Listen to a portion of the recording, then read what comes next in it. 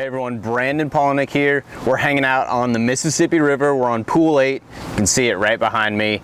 And one thing that's super important when you're fishing bodies of water like this is knowing your water levels, knowing how that river is fluctuating, because not only is that going to change how the fish position, it's also going to change what water you can access, good or bad, right? If the water's rising, that opens up a lot of places.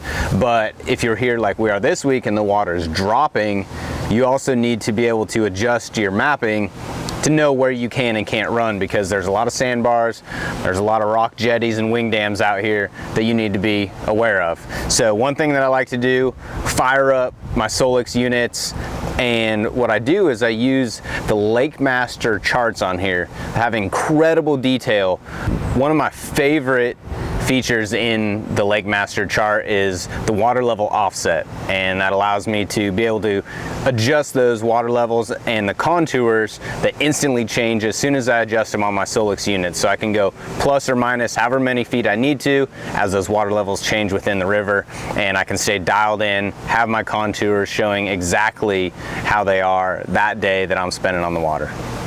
So I'm gonna give you guys a rundown of how easy it is to change the water level offset on your LakeMaster chart. You can see this is how I run this one a lot. Mapping, 2D, cool thing with the Solix, 2-finger press, goes to full map, so it's easier for you guys to see.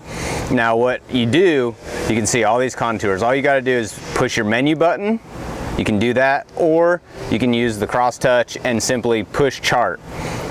Go down, find water level offset, tap that to make sure that it's highlighted. You can see that by the yellow bar.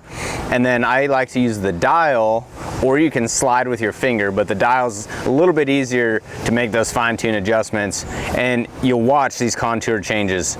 So I go -1, contours change, -2 foot, even less contours, and you can see how a lot of these back channels are starting to disappear.